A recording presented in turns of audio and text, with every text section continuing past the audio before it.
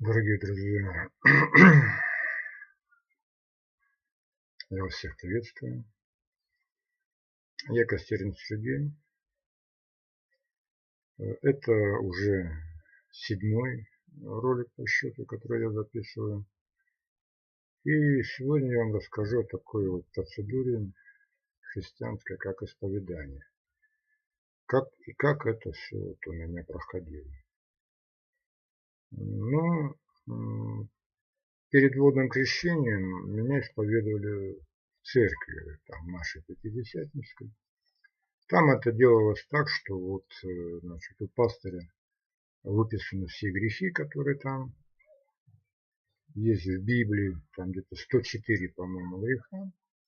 Тебя приглашают, и пастырь просто зачитывает вот там грех, ну, это злоречие, да.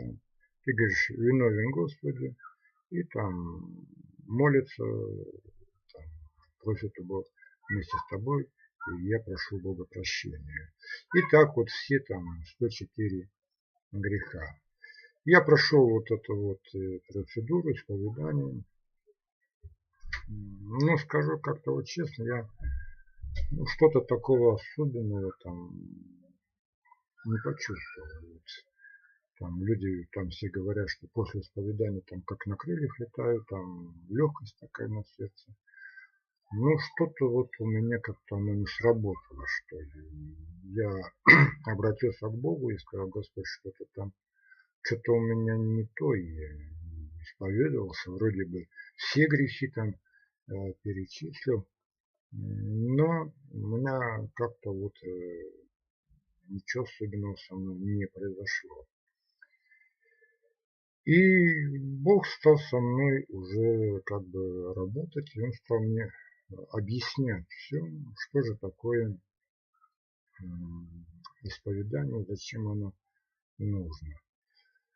Вот знаете, я по своей такой, может быть, горячности там, или чрезмерной любознательности, я Богу задаю очень много разных вопросов, и на которые жду ответа. И один из моих таких вот вопросов был вопрос Богу. Я говорю, Господи, а что там в аду?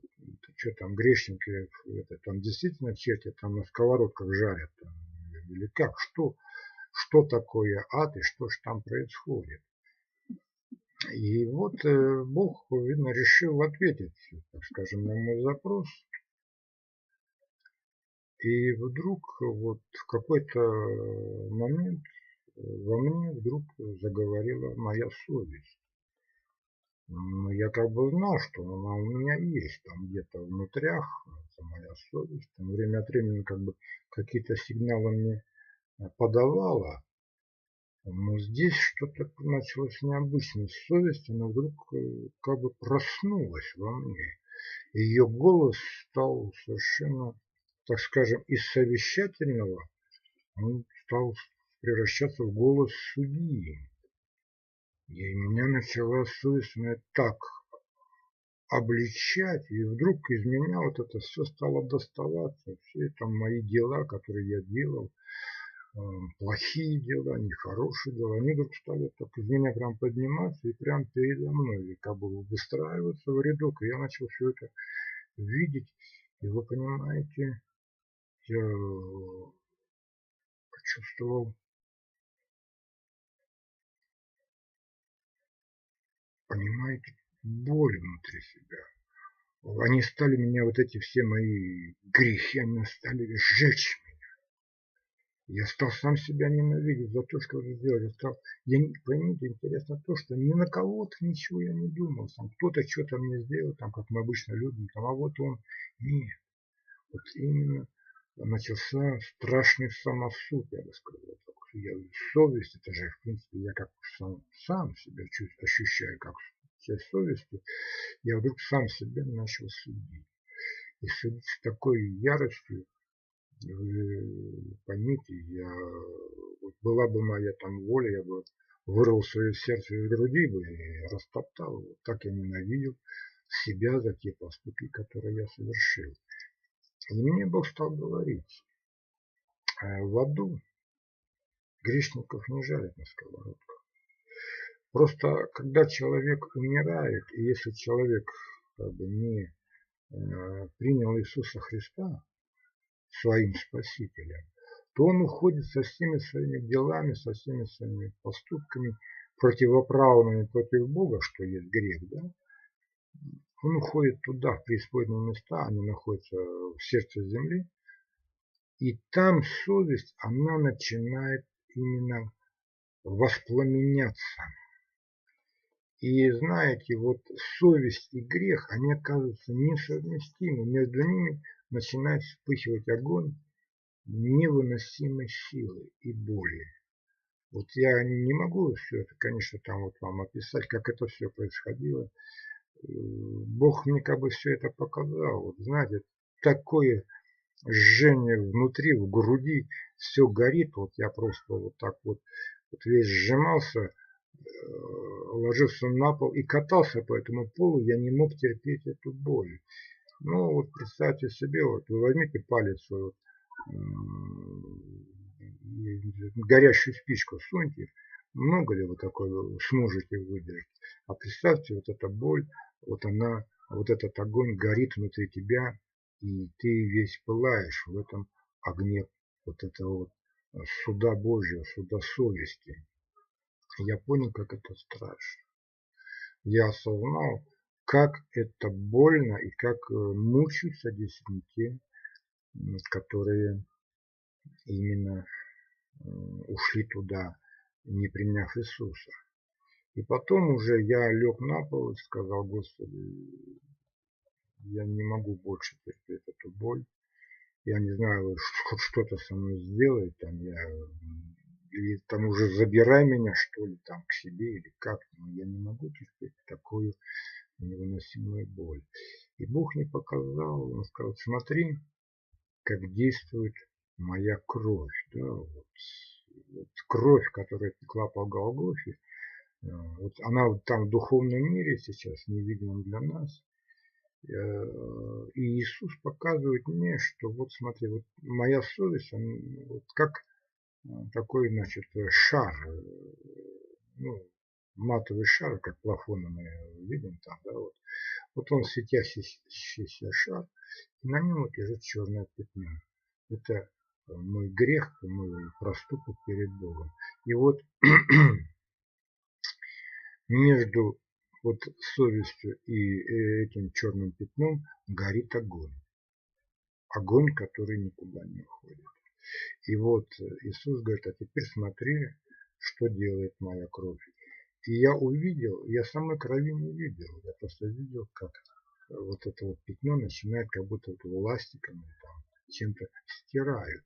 И когда пятно черное было удалено, то совесть моя, она успокоилась. Моя совесть, когда успокоилась, я дня 2, наверное, просто спал. Я потому что несколько ночей спать не мог. И когда успокоился, я просто понял, какое же это благо именно принять кровь Иисуса Христа, вот именно какое Он великое дело сделал для нас на Голгофе.